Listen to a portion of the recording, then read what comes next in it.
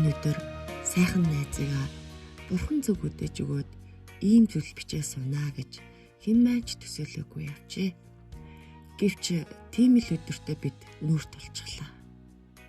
Оюун төгсдөгөө анх завхан 98-ийн үйл ажиллагаанд нэгдэж танилцж байлаа.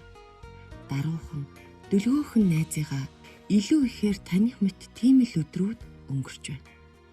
Завхан 98 төдийгүй Монгол 98-чууд биднийг нэгтгэх, хамтдаа баярлах, бие биенээсээ суралцахын гол гүүр нь болж хичнээн олон завгүй өдрүүдийг чийм нь өнгөрүүлсэн юм дээ.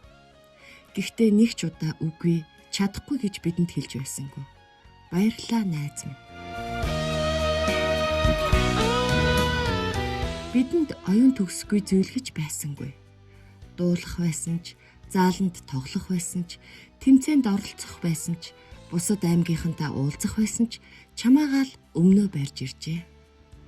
Завхан аймгийн Цэцэн уул суманд төрсэн найз минь, англи хэлний багш орчуулагч, бас хүний нөөцийн мэргэжлээс суралцж төгсөөд Улаанбаатар дулааны сүлжээ төрийн өмч тулцаад компанида 20 гаруй жил үнчээр доктор суурьшилтай ажиллахдаа ч үргэлж шилтгэн байсаар ирснийг эмнэлгийн хуудаснаас олж харах бахархалтай хэдэж цаашид хичнээн ч олон жил юу хийж бүтээх байсан бол гэхээс хоолойд шаналл тэглээд хэцүү байна.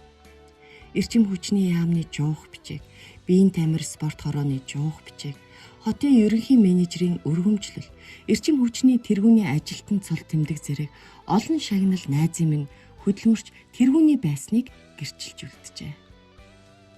Түүний нэгэн адил газраас цугулсан Монгол 98, завхан 98-чуудынхаа зүрх сэтгэлд тодоос тод дурсамж том орон зайг үлдээгээд чим нотлоо.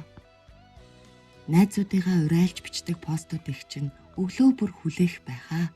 Зааландаа ирээрээ гэх урилгыг чинь цаг ямагт хүлээх байхаа. Бидний төлөө хийсэн бүхэнд чинь баярлаа найз минь.